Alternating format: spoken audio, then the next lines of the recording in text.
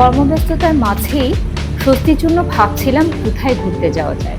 অনেক জল্পনা কল্পনার শেষে ঠিক হলো আমাদের এবারে ভ্রমণ পরিকল্পনা হবে স্পিতি ভ্যালিতে।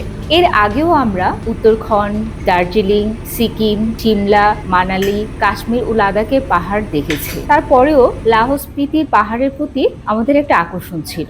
তাই আমরা এবার পরিকল্পনা করলাম স্পিতি ভ্যালিতে যাওয়ার। স্পিতি হলো ভারত তিব্বত সীমান্তের একটা জেলার নাম, যার শহরের নাম গাজা। যদিও আমরা প্রচুর ভ্রমণ করি, তারপরও এই ভ্রমণটা ছিল অন্যরকম সুন্দর। পথিমধ্যে পাহাড়ে বাঁকে বাঁকে যে সৌন্দর্য আমরা অবলোকন করি তা অবর্ণনীয়।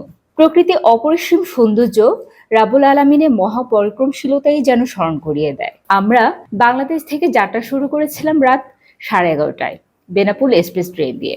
ভোর 5টায় দর্শনা স্টেশনে নেমে ওখান থেকে গেদেবর্ডা হয়ে কলকাতায় যাই। তারপর সেখান থেকে চণ্ডীগড় থেকে বিকাল 5:50-এ এইচআরটিসি বাস দিয়ে রিকম্পিউতে পৌঁছাই সকাল 7টায়। ক্লান্তি থাকা সত্ত্বেও আমরা ভিসি অফিসে যাই কাজা ভ্রমণে অনুমতির জন্য।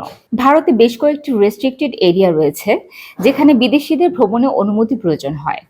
আমরা একটি এজেন্টের মাধ্যমে জনপ্রতি 500 রুপির বিনিময়ে অনুমতিপত্র গ্রহণ করি। পরদিন ভোর 5:30-এ এইচআরটিসি বাসে করে রিকম্পিউ হতে কাজার উদ্দেশ্যে রওনা দেই এবং পৌঁছতে 3:30 বেজে যায়। পরের দিন আমরা একটি প্রাইভেট কার ভাড়া করি 6টি টুরিস্ট পয়েন্ট ঘুরে দেখার জন্য। প্রথমে আমরা যাই কমিক ভিলেজ, যা কিনা পৃথিবীর সর্বোচ্চ গ্রাম। তারপর আমরা একে একে দেখি লাংজা বৌদ্ধ স্ট্যাচু, কি মনেস্ট্রি, তিব্বত ভিলেজ, চিচিম ব্রিজ, যেটা এশিয়ার সর্বোচ্চ ব্রিজ, হিকিম পোস্ট অফিস, যা কিনা পৃথিবীর সর্বোচ্চ পোস্ট অফিস, বরফে চাদরে মোড়ানো পাহাড়ের সারি, মাঝখানে ছোট ছোট গ্রাম, হাসি মাখা শিশুর মুখখানি আমাদের সেখানে থেকে যাওয়ার আকর্ষণ যেন বাড়িয়ে তুলছিল। যদিও জীবন এখানে কঠিন, তারপরও প্রকৃতি অরবের সৌন্দর্য প্রবল আকর্ষণ করে এখানে থেকে যাওয়ার।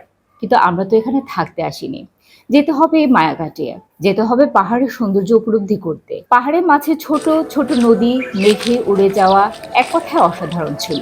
আমরা কাজায় পৌঁছাই দুপুরে, তারপর কল্পার উদ্দেশ্যে বেরোই। বৃষ্টিতে ভিজে ভিজে কল্পার নয়নাভিরাম দৃশ্য দেখে চলে আসি।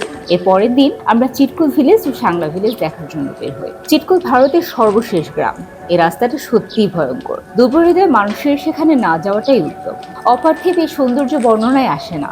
এই ভ্রমণ আমাদের চলতে থাকবে। ভ্রমণ মানুষকে উজ্জীবিত করে, বেঁচে থাকার আশা যোগায়। আপনাদের সাথে ভ্রমণের ছোট্ট অভিজ্ঞতা শেয়ার করলাম। এরকম গল্প আরো চাইলে চ্যানেলটি সাবস্ক্রাইব করে পাশে থাকুন। আর আপনারাও ঘুরে আসতে পারেন চমৎকার এই জায়গায়। খেলার